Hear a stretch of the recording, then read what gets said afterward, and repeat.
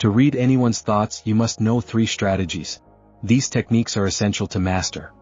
By mastering these techniques, you will be able to easily detect and comprehend what others are thinking. So, let me tell you a Buddhist story that will teach you how to read the minds of people. 2 brothers lived in a small village in the distant past. The older brother was blind, so he spent the majority of his time at home, while the younger brother worked as a farmer. However, the farm was continuously being destroyed by the numerous animals in the fields. The younger brother was worried by the situation, but he eventually devised a solution. He thought, why not ask my blind brother for help scaring away the animals in the fields? He can sit in the field and shout if he hears any animal sounds, which will protect our crops. After some thought, the younger brother built a small cabin in the field and placed the elder brother inside. He said to him, "Brother, if you hear any animal sounds, simply shout and the animals will flee. This will save our crops." The elder brother followed his younger brother's advice and began sitting in the field. When he heard the sound of animals, he shouted and scared them away. They repeated this practice for several days. One time, a deer rushed through a field, breaking the fence before fleeing. Shortly after, a king pursuing the deer entered the field. The monarch observed the blind brother and inquired, "Have you seen any deer here?" The blind brother responded, "Your Majesty, I am blind. How do I see a deer? However, I can assure you that the animal that has left my field is not worth pursuing. You're wasting your time." The king was astounded by the blind brother's statements and wondered how he knew this. The king asked the blind brother whether he was lying because he claimed to be blind but spoke of the deer's worthiness. The blind brother said, "Your Majesty, the animal you believe to be a deer is actually a pregnant doe. I've never heard of a king hunting a pregnant doe, therefore I'm telling you she's not worth pursuing. You shouldn't waste your time chasing her." The king was astounded to hear this. He couldn't understand how the blind person recognized the doe as pregnant. That he thought, how could a blind person know this? How does he know if the deer I'm chasing is pregnant or not? How can he confidently inform me of this information despite his blindness? The monarch felt the need to verify this, so he told his commander, "Commander, I want that animal alive. I need to certify that it is a pregnant doe. The blind man appears to be certain about this and I need to investigate. Please go find out whether she's pregnant." The commander heard the king's commands and proceeded accordingly. When he returned, he informed the monarch that the blind brother was correct. The doe was pregnant. The monarch was amazed and couldn't understand how the blind person knew about the doe's pregnancy. The monarch had many questions and decided to ask the blind guy to get to the bottom of it. "Look, I don't know if you're genuinely blind, but I've come to ask you one question.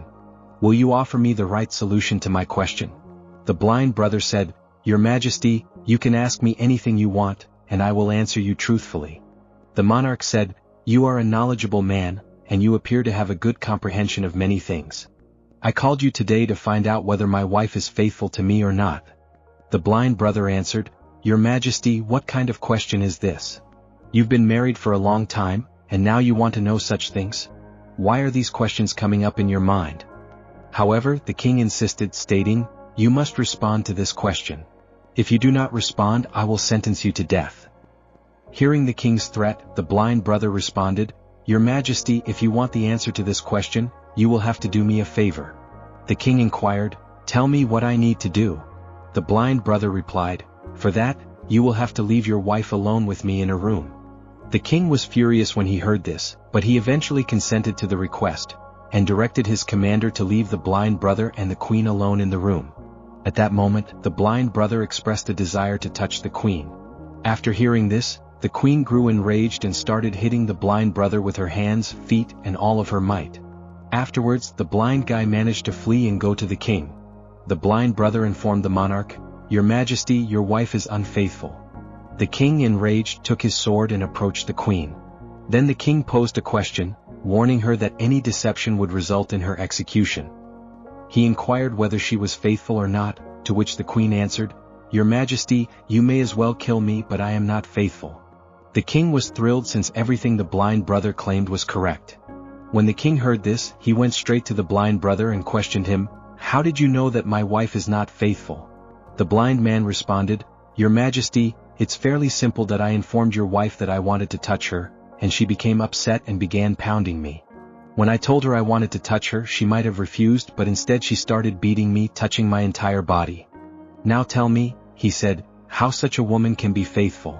The king said, "You are pretty intelligent. All right, let's go." He concluded, "Answer one more question correctly and I will let you go from here." The monarch then inquired, "Tell me, am I truly my father's son or someone else's?" To this, the blind brother replied, "Your Majesty, why bother with this question? No matter who your parents are, you are the ruler of this state, so, let this question go." However, the king kept up to, No, I want the exact answer to this question. Otherwise, this question will continue to haunt me. I want to know the truth." The blind brother said, "Your Majesty, I can tell you right now whose child you are. But first, I want you to guarantee that you will not be furious with me." The king said, "I promise I won't be angry with you." The blind brother then told the monarch, "You are indeed your father's son, but you are also under the shadow of a miserly merchant." When the king heard this, he ran to his mother and inquired, "Mother, tell me the truth. Am I really my father's son or someone else's? If you do not tell me the truth, I shall end my life right now."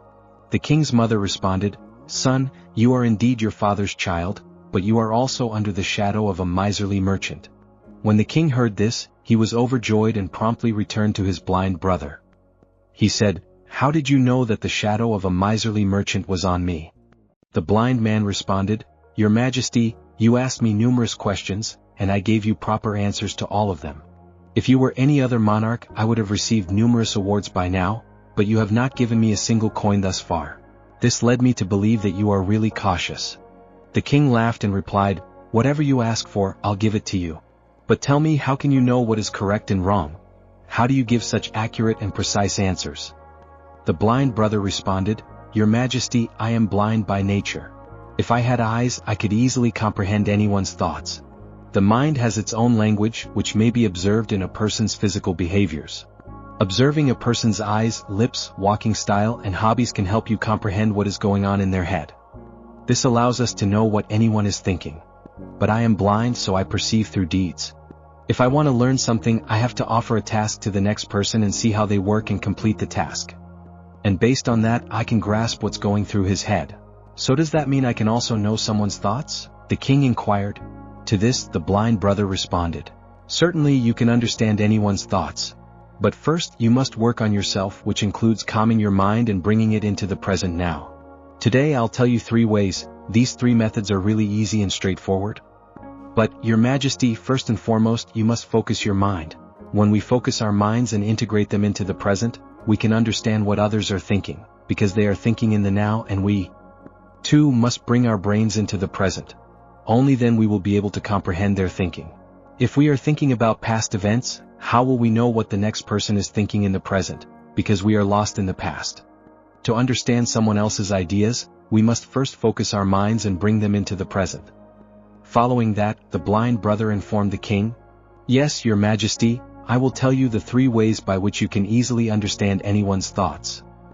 Then the blind man told the monarch, "O king, the first method is to pay attention to your eyes. First technique, observing the eyes. The most important thing to do while speaking with someone is to look them in the eyes, because eyes do not speak but they tell a lot. Understanding the signals in a person's eyes allows us to know what is going on in their thoughts, what they are thinking, and what they are about to do. I don't have eyes, but I learned this technique from the legendary Gautam Buddha years ago. He was my teacher and guide. Back then, I had eyes and could only interpret people's ideas through their eyes. So, if you want to know what others are thinking, pay attention to their eyes, where they are gazing and in what direction. If their eyes roam about while you're talking to them, it suggests they're looking for a way out of the conversation. If someone avoids direct eye contact, it's possible that they're lying. It suggests they're frightened their falsehood will be exposed and people will discover the truth. However, if their eyes remain fixed on you, they are most likely honest and interested.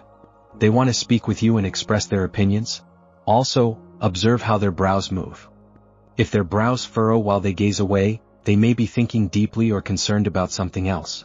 If their brows raise and their eyes widen, they may be shocked or intrigued by what you say. Also, see how large or little their pupils are. The pupils are the dark parts of the eyes. If the pupils become larger, it indicates that they enjoy you or what you say, they are thrilled or delighted. If the pupils become smaller, it indicates that they dislike you or what you say, they are uncomfortable or irritated. Also, check to see if their eyes are red or white. The white component of the eye is known as the sclera. If the sclera is red, it indicates that they are fatigued, agitated, or ill. They might not want to speak to you. I remember once meeting an exhausted traveler. When we talked, his eyes shifted around a lot, never focusing on me. This indicated that he was concerned and wanted to get away quickly. I suspected he was hiding something. He refused to speak to me, then I asked him other questions. I discovered he had a secret plan. Second technique, understanding facial expressions. Similarly, different facial expressions can make it easier to grasp a person's thinking. A person's facial expressions can sometimes reveal distinct actions that if you pay attention to a person's facial expressions, you may readily tell if they are dissatisfied, terribly sad, or tremendously joyful. You can also tell what they are feeling within by their facial expressions. Your Majesty, the face is like a picture that depicts how individuals feel inside, even if they don't say anything. If you want to better understand people, you must pay attention to their silent signs. When you see someone with their mouth turned down to the sides, forming a little sad expression, it usually indicates that they are unhappy, dissatisfied, or have lost something. If they are feeling down, you can tell by looking at their eyes and physique. A large, genuine smile, on the other hand, causes the eyes and cheeks to rise, indicating happiness, friendliness, and kindness. The eyes are really crucial in this.